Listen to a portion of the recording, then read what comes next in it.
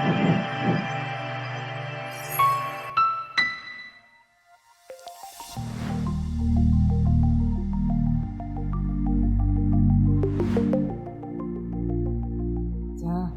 нь бол 1960-аад оноос өмнө нэг ийм ойлголт байсан. Билингвал хүүхэд гэдэг бол ерөөсөө хоёр хэлээр ярихаараа эргэлзээ төрдөг. Тэгээд одоо бодилдог дунд нь. Тэгээд нэг хэлнийхээ чадварыг алддаг. Тийм учраас энэ их муу гэсэн ойлголт байсан байхгүй.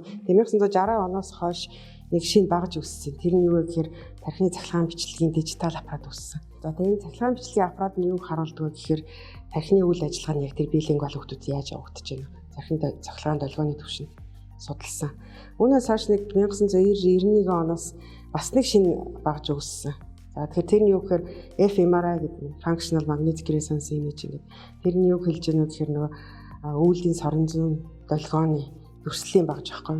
Тэрний тусламжтайгаар хүний тархин доторх одоо ямар нэг үйл ажиллагаа явуулж байгаа байршлыг нь илрүүлэх боломжтой болсон. Хаана идэвхжил явуулж байна, хаана өөрчлөлт гарч ийн гэдэг.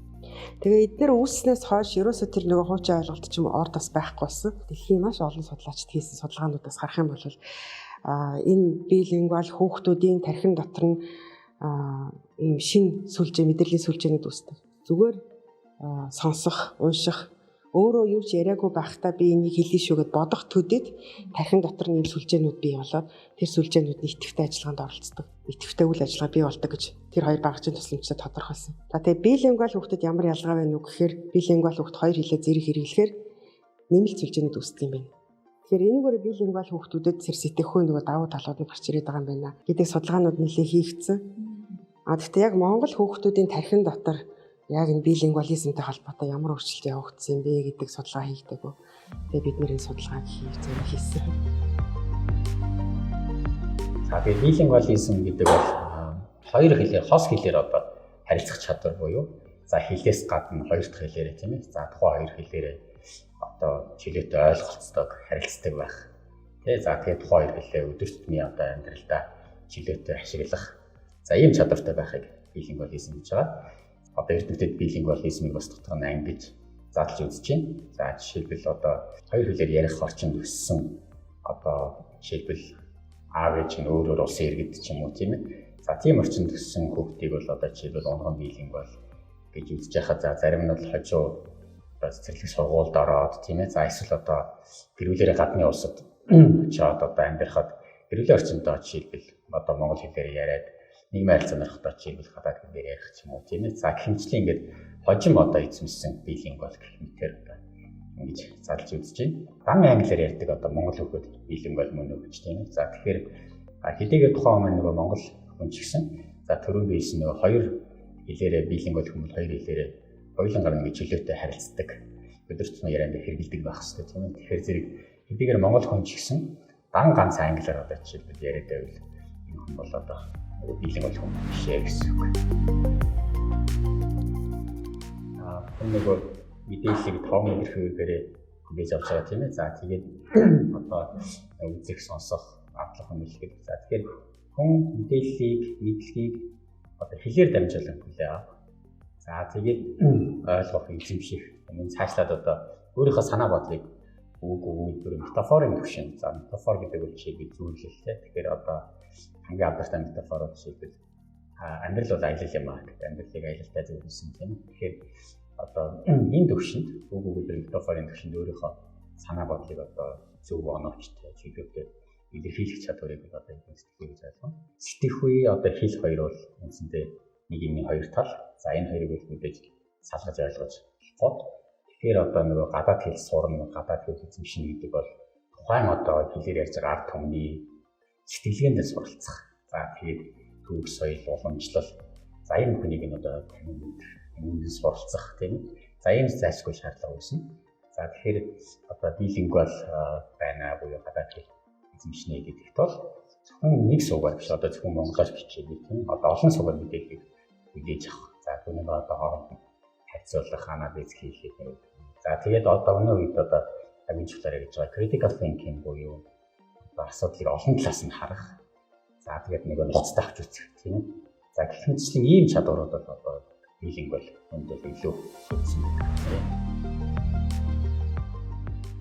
За ямар ч үсэн эхлээд бид нэр үйлдэлийг хэмжиж үзсэн. Зан үйлийн хувьд хүүхдүүд маань товч дарж хариулдаг гэж байгаа шүү дээ. Хариу үйлдэлийн хувьд монолингвал, билингвал хүүхдүүд хоорондоо ямар ч ялгаагүй юм байна.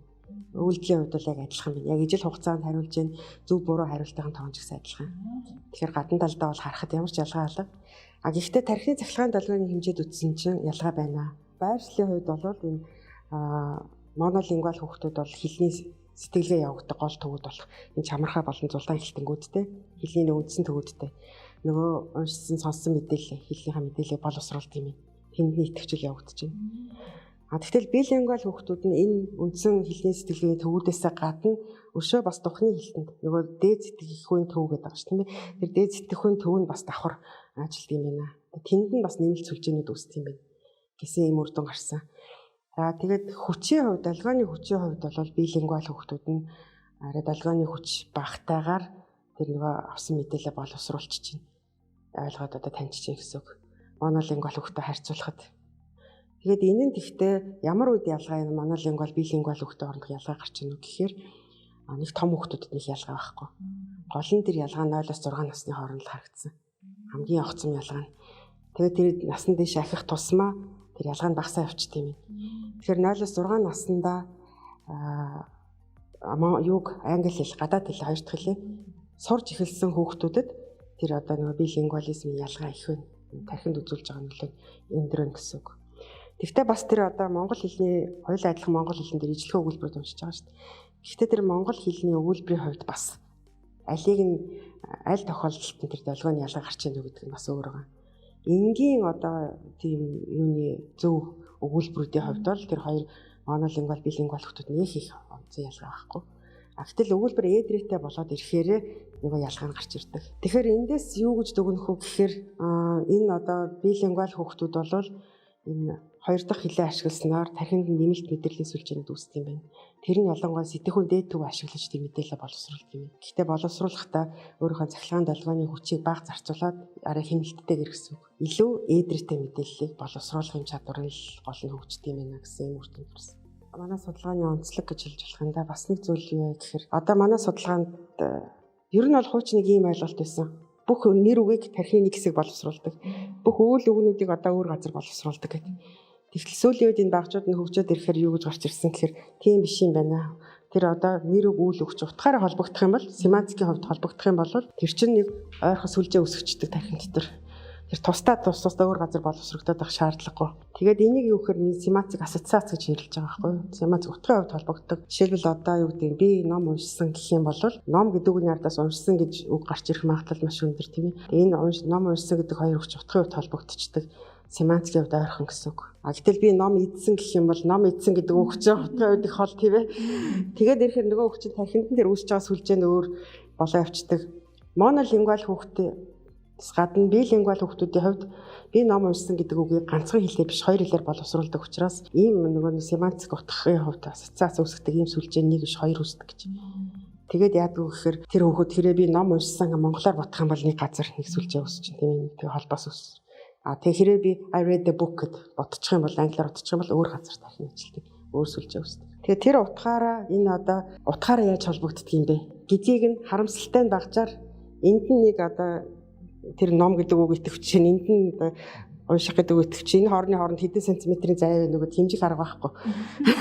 Багжаар ч хэмжиж чадахгүй. Тэгээд ирэхээр хэмжээд авчихмаар. Тий, хэмжээд уг нь хүмүүс хэр хол зайтай байдаг гэж асуудаг байхгүй тархин дотроо. Тийм хэмжих боломж авахгүй тийм арга отоогоор дэлхийд үүсэх байгаа. Тэгэхээр тэрийг яаж хэмжиж болох вэ гэхээр нөгөө сэтгэхүйн орон зайгаар хэмжиж болдог.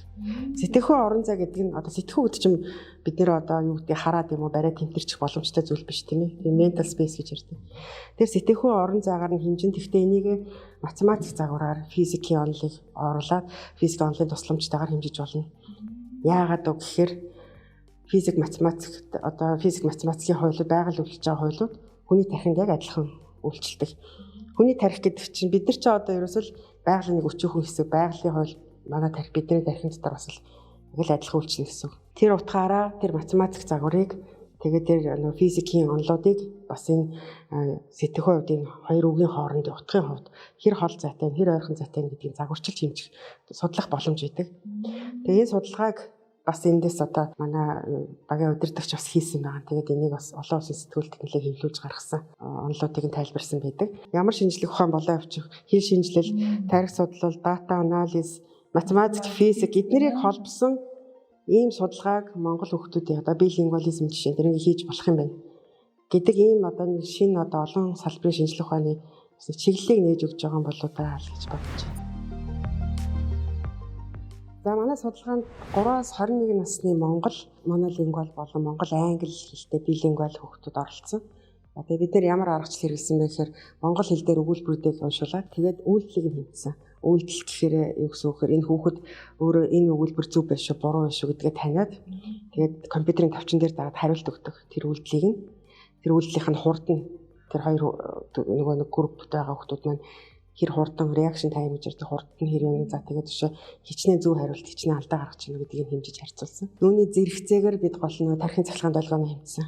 Хэмжигтээ бид нэр одоо олон улсын стандарт болсон тэр тархины цахилгаан амжилтын дижитал аппаратыг авч хэрэглэсэн. За тэгээд энэ багжаараа бид нэр хэлний сэтгэлгээтэй холбоотой нэг чухал 4 төрлийн долгионыг хэмжиж үзсэн. Тэр нь юу гэхээр Илан, N400, P300, P600 гэдэг долгионд байдаг. За тэгээд эдгээр маань ямар одоо хурдтай гарч ирж байгаа хүүхдийн тархин дотор миллисекундын наривчлалтаар хэмжсэн. Миллисекунд гэдэг маань 1 секундыг 1000 хуваасандаа тэнцвэр тийм наривчлалт хэмждэг гэсэн. Тэгээд дижитал датагаа бид нэр аваад дараа нь математик физикч хэрэглэдэг MATLAB гэдэг програм байна. EasyLab. Тэгээд тэрэн дээрээ цаашаа ERP Lab тэгээд юугаа ашиглаад Oreta, GraphPad, Prism гэдэг энэ олон програмуудаа ашиглаад өрсчүүлэх, статистик анализ хийх юм аргуудыг хэрэглэсэн. Хамгийн сүүлд нь юу хийсэн бэ гэхээр энэ юуныхаа үгийн утгыг энэ хүүхдүүд ойлгож байгаа байдлыгаа одоо нэг семантик гэсэн үг тийм ээ утга ойлгож байгаа. Энэ семантикийн хувьд энэ билингвал, монолингвал хүүхдүүд нь одоо яаж ойлгож байгаа гэдгийг энэ математик загварт оруулаад физикийн одоо анализын аргаар, вектор анализын аргаар бас энэ загварчлах юм аргачлалуудыг хэрэглэсэн. За энэ 2014-өөс 16 оны хооронд хийгдсэн судалгаа юм байна. За тэгээ манай багийн судалгааны багийн удирдагчаар акцемч чулуун дорж за тэгээд үнсөрийн судлаач багш тэгээд миний би ингээд ийм бүрэлдэхүүнтэй хийсэн. За мөн манай судалгаанд одоо хэрэгжилж байгаа тестүүдийн зураг болоож өдөөгч бэлтгэхэд техникийн тусалцаа үзүүлсэн манай сургуулийн мэдээллийн технологи ажилтай хонгоржин ийм бүрэлдэхүүнтэй бий судалгаа хийсэн. Энэ судалгаа маань Хүмүүнлэгийн ухааны их сургуулийн тарих судлалын лабораторид манай сургуулийн өөрийн санхүүжилт болон боловсрол соёлын шинжлэх ухаан технологийн сангийн одоо тусламжтайгаар санхүүжилтээр явагдсан юм судалгаа. За юуны өмнө хүүхдүүдээ гадаад хэл сургахаас айх шаардлагагүй. Зоригтой сургаж болно. Тэгвэл энэ билингвализмын ач холбогдол 0-6 наснда их гардаг учраас аль болох эрт сургаараа гэж хэлмээр байна. За тэгээд тэр эргэлзээ гэдэг юм бол билингвализмын сул талууд гэдэг дээрүүд ярьдаг гэсэн. Эргэлздэг. Тэгээд нэг хэлээрээ билингвал хүүхд нэг хэл дээр үгийн тоон багтаа байдаг. Гэдэг юм болвол сэтгэхүйгээс нь болж байгаа тэр өөрчлөлтүүд юу өвдөөр биш юм аа гэдгийг нэгэн судалгаануудаар нотолцсон. Энэ бол зөвхөн практик тал юм. Практик дээр хүүхэд олон үг сонсоог учраас л олон үг мэдэхгүй. Олон үгийг сонсоход ирэхээр энэ одоо цаг хугацааны явцад өөртөө аяндаа сурчдаг, засардаг зүйл. Яг сэтгэхүйд нь бол маш их сайн нөлөө үзүүлдэг учраас тэр 0-6 настай хүүхдийг англи хэл сурахаас юу сайгаад ах шаардлага байхгүй. Энгийн аргаар өөрт нь хөгжилтэй байдлаар сургаарай гэж зөвлөмөр нь. Тэгээд анзаараад байхад нэлээд олон хүүхэд ерөөсөө гадаад яваагүй. Монгол нутагтаа Монгол гэр бүлдээ билингвал болчихсон гэдэг. Тэгээд тэр чинь юу гэсэн үг вэ? Яаж та нар билингвал болсон гэхээр нэг бол хүүхдүүд нь өөрсдөө аав ээж нь ингээд тодорхой хэмжээгээр англиар харьцдаг хүүхдтэй Монгол аав ээж нар. Үгүй бол одоо нөгөө видео, интернет болон телевизийн нөгөө унган англи хэлээр ярьж байгаа тэр орчинд хүүхдээ оруулдаг. Тэгээд ирэхээрээ нөгөө хүүхд чинь нутагтаа бас Монгол гэр бүлтэй билингвал болж болт юм. Энэ гэхдээ бас гайхаад ах зүйл юм шиг. Би тэгээд судлаад уншаад ахаар бас нэг өөр судалгаанууд байна.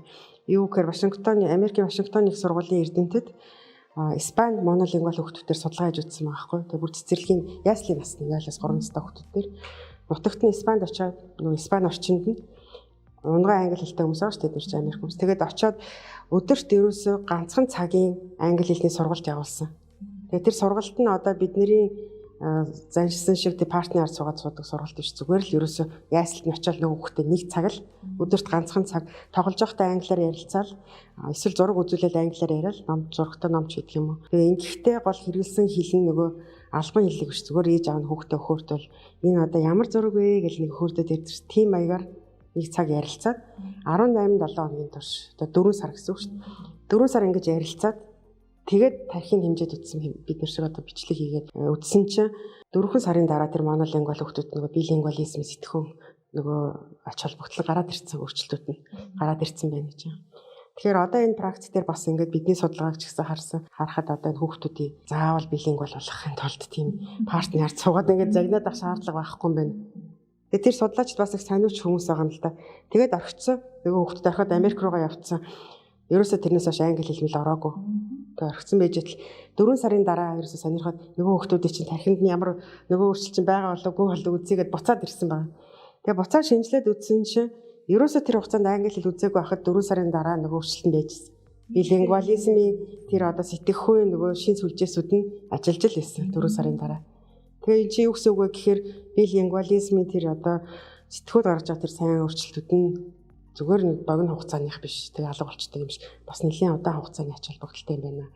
Удаан хугацаанд үйлчлэж болох юм байна гэсэн нэг юм тарагч байгаа. Манай одоо Монгол хүүхдүүдээр ч гэсэн сурж байгаа арга барил энэ тийм энгийн практик юм ажиллах юм байна. Билингвализм ач холбогдол нь насан туршид тэр хүүхдэд хэрэг болох юм байна. Багаасаа билингвал байсан том хүн цус харавлаа гэхэд тархин цус харавхад хэл яриа нь алдагдчихдаг хүмүүсүүд аль ч хэлээр ярьж чадахгүй.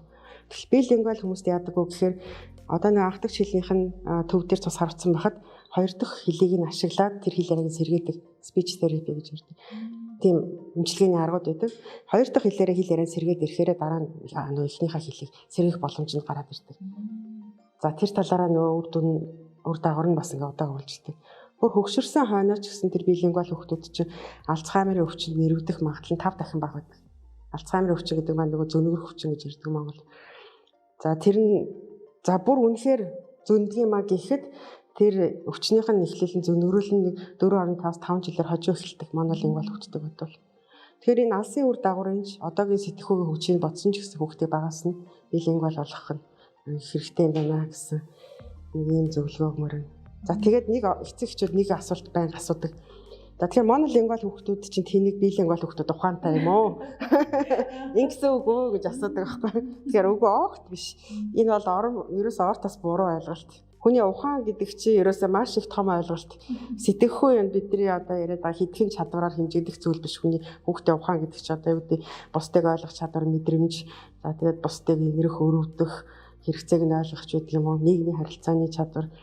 За тэгээд одоо юу гэдэг сэтгэлийн хөдөлгөөний хянах чадвар, бусдын сэтгэлийн хөдөлгөөнийг ойлгох чадвар, ёс суртахуун, хөдөлмөрч зан чанар гэдэг юм уу, тийм шунлаа дарах чадвар гэл ийм өшөө хариуцлах ч гэдэг юм тийм ийм олон юмнууд нийлжиж ухаан гэдэг юм бий болдог.